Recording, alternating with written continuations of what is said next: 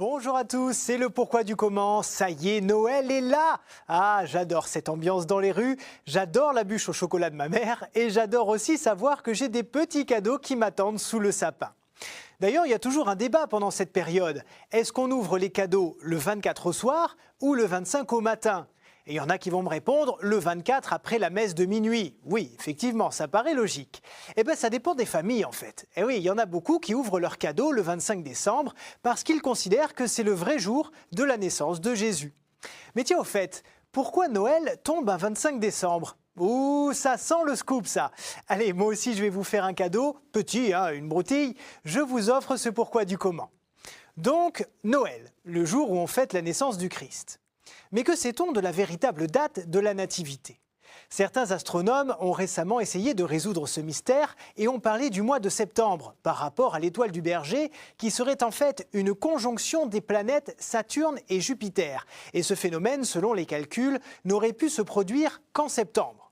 Ma foi, c'est une hypothèse scientifique parmi tant d'autres, mais vous allez le voir, la véritable histoire n'a pas besoin de la science et finalement la vraie date, c'est pas le plus important en fait. L'important, c'est la célébration. Parce qu'il faut savoir que jusqu'au IVe siècle, on ne commémore pas la naissance du Christ. La tradition n'existe pas, c'est Pâques qui est le culte majeur. Mais petit à petit, les chrétiens se disent que l'incarnation de Dieu qui prend la condition d'homme en Jésus est un aspect majeur de leur foi. C'est pourquoi ils décident d'instaurer un jour précis pour célébrer la naissance du Messie. Mais quelle date choisir du coup? That is the question.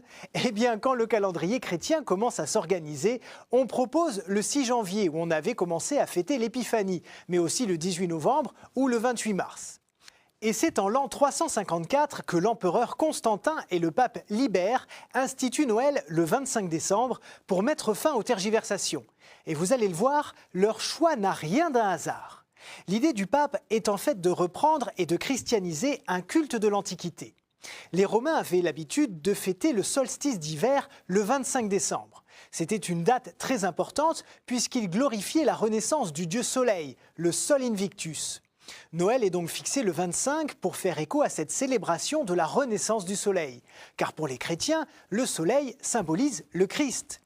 Noël et le solstice incarnent donc l'irruption de Dieu dans le monde par l'intercession de Jésus, son Fils, qui apporte la lumière aux hommes. Mais je vois bien qu'à vous, on ne vous la fait pas. Vous allez me dire que le solstice d'hiver, de nos jours, c'est le 21 décembre et pas le 25. C'est normal, puisque depuis, le calendrier a changé.